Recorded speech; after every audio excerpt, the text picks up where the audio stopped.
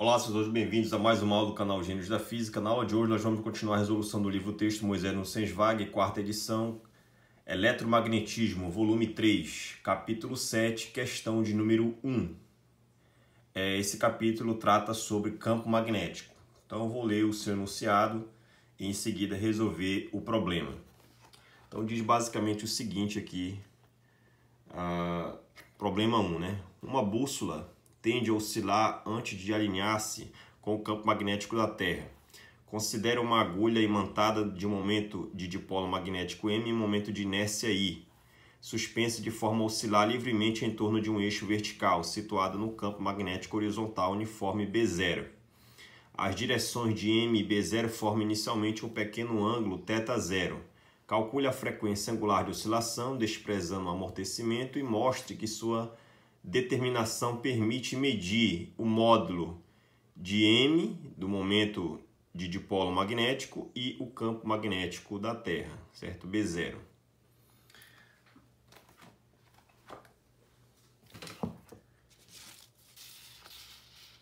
Então tá aqui.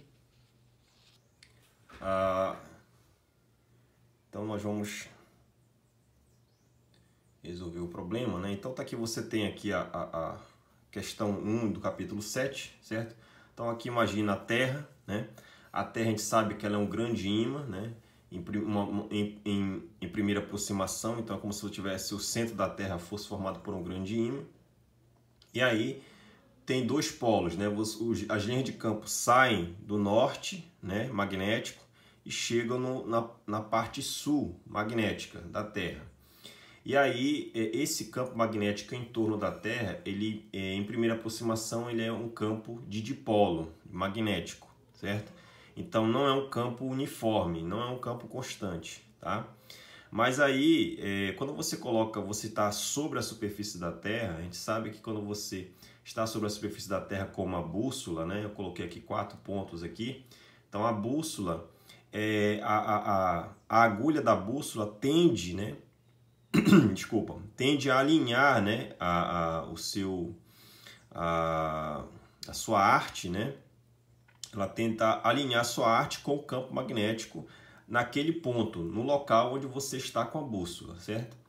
Então, o que acontece? Aqui a parte azul da bússola, ela tende a ficar tangente aqui essa linha tracejada do campo magnético, né? Apontando aqui, né, para o polo oposto, né? E aqui a parte vermelha apontando aqui para a parte azul. Então, lembra que polos diferentes se atraem, né? Então, norte com sul, sul com norte, ocorre a atração, né? Os polos tendem a atrair. Então, a bússola se comporta como se fosse um pequeno ímã, né?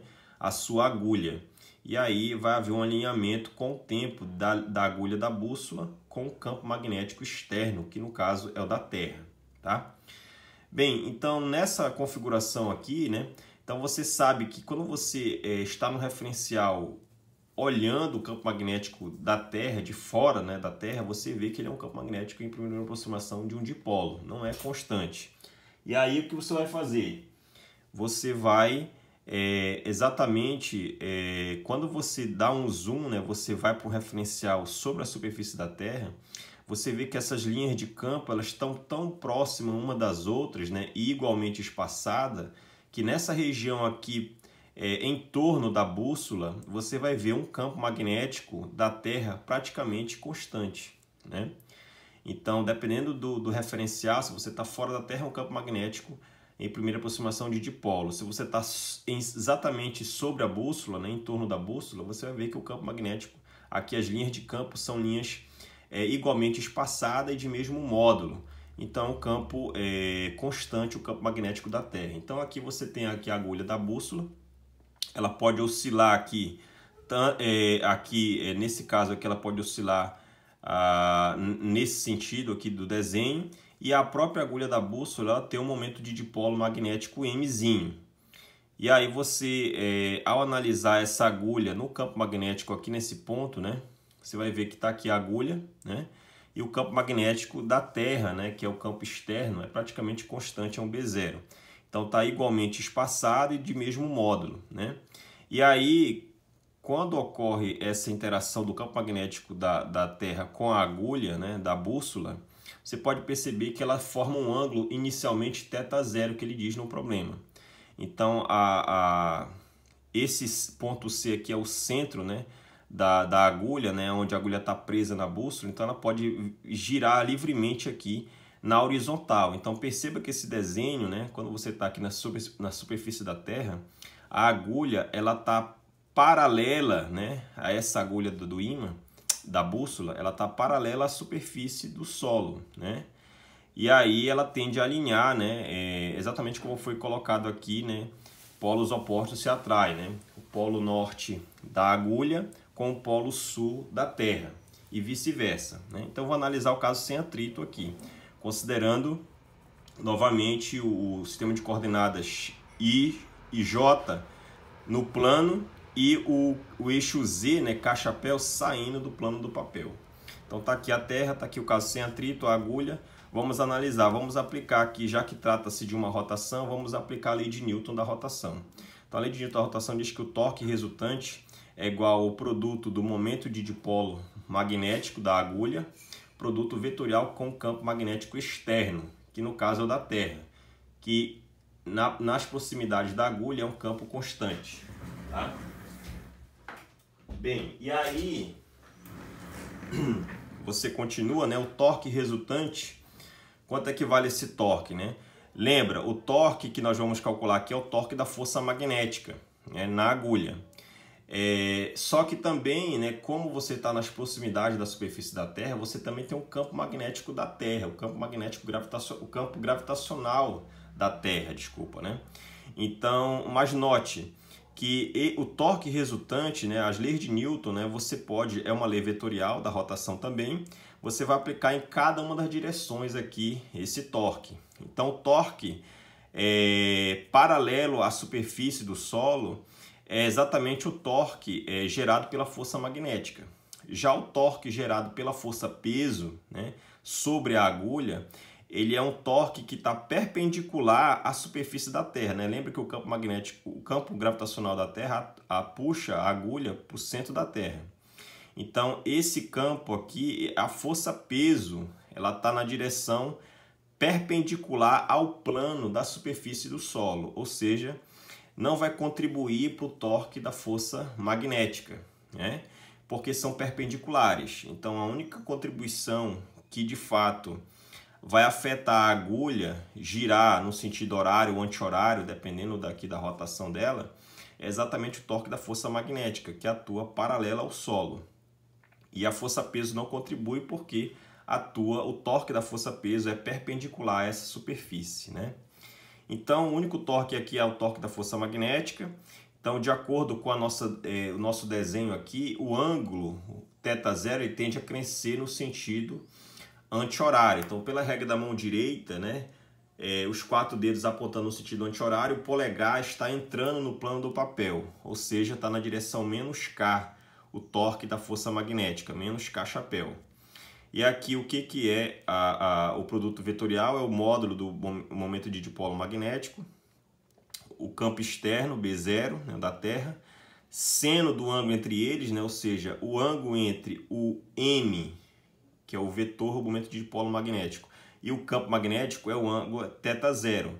Mas lembra que o produto vetorial é um seno, então seno de θ0 na direção K. Então, se você fizer o produto vetorial entre o vetor M, né, e o momento de dipolo o campo magnético, né, você vai ter aqui M e B. Então, pela regra da mão direita, você pega os 4 dedos aqui, empurra a caneta azul em direção à vermelha. O polegar vai estar apontando para cima, ou seja, essa vai ser a direção do meu produto vetorial aqui na direção K-chapéu, tá? Positivo. O que é o torque? O torque, para uma arte fixa no centro que pode girar livremente, tanto horário quanto anti-horário, vai ser o momento de inércia dessa arte da agulha, né? I, que ele falou, vezes a aceleração angular, né? A aceleração angular é exatamente, ela está no sentido crescente do ângulo. Então, o ângulo cresce no sentido anti-horário, então aponta na direção menos K, pela regra da mão direita aí, menos K Então vai dar menos I alfa, né? Ao torque resultante, né? Na torque da força magnética. E aí você vai ter aqui menos I, o que é o alfa? É a aceleração angular, é a segunda derivada do ângulo no tempo. Tá? Aqui fica MB0, o B é o campo magnético da Terra, então um campo constante, eu chamo de B0, né? De acordo com o problema. Seno de θ0, eu vou igualar isso aqui porque ambos estão na mesma direção. Então você pode fatorar aqui o K, então essa solução aqui está toda na direção do eixo Z, né? K-chapéu. Então dividindo tudo por I e passando esse termo para o outro lado, você vai ter essa equação diferencial de segunda ordem, coeficientes constantes, de segunda ordem, não linear, porque aqui esse camarada é um seno, né? Não está linear com o ângulo, é o seno do ângulo, e é homogênea. Então você pode analisar dimensionalmente, isso aqui tem dimensão de 1 sobre tempo ao quadrado, então esse camarada é adimensional, esse também, então esse tudo que está no parênteses tem dimensão de 1 sobre tempo ao quadrado. Lembra que dimensão de 1 sobre tempo ao quadrado é a frequência ao quadrado, né? Frequência angular. Mas antes de fazer isso, né, já que você sabe que a agulha ela oscila para pequenos ângulos aqui, ó, θ0, então você pode fazer uma expansão desse seno aqui, né, já que o ângulo é pequeno. Então se θ0 é pequeno, então você vai pegar o seno e vai fazer uma expansão tipo Taylor. Então você vai ter θ menos θ ao cubo sobre 3 fatorial, mais θ elevado à quinta potência sobre 5 fatorial, e assim por diante. É uma série infinita, né? Uma expansão infinita, a expansão inteira da função seno. Então, quanto menor o ângulo θ0, esse ângulo aqui entre o momento de dipolo magnético e o campo magnético da Terra, quanto menor esse ângulo, mais o seno desse ângulo pequeno vai se aproximar do próprio ângulo, né? Então, se isso for verdade, então essa expressão que tem aqui, essa equação diferencial não linear que tem o seno de θ, ela vai ser aproximadamente igual a zero e esse camarada vai ser o próprio θ0. Então você vai ter aqui, ó, a mesma expressão que nós tínhamos, né? No lugar de θ, seno de θ0 é o θ0 e isso é aproximadamente zero, né?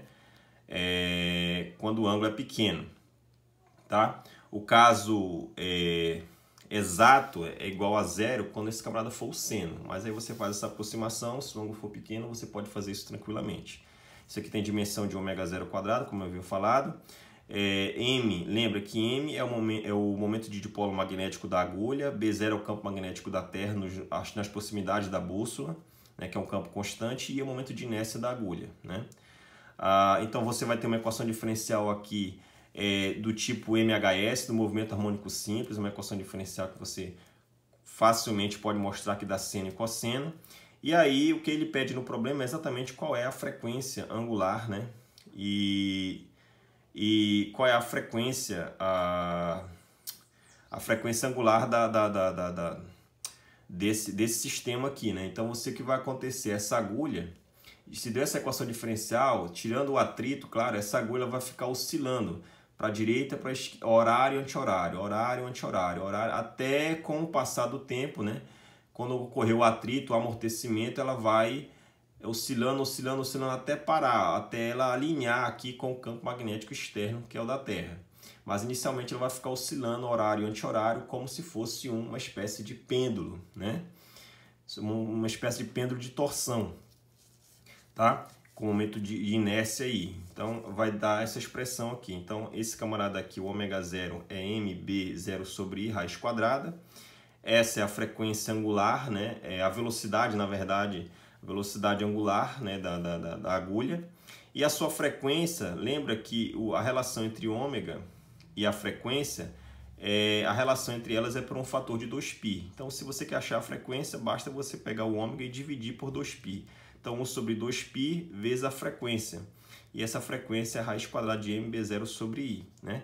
Então, perceba, se você calcular essa frequência de oscilação da agulha da bússola, você tem e você sabe o tamanho da bússola e a distância que ela fica oscilando aqui em relação ao centro C, você tem o momento de inércia dela, né? E aí você pode também com o campo magnético da Terra, estimar qual é o momento de dipolo, né, da agulha. Você pode também estimar qual é o campo magnético da Terra, né? Então você tem uma equação, se você souber todas as variáveis, exceto uma, você tem como determinar experimentalmente falando, tá certo? Espero que todos tenham gostado. Até mais e bons estudos!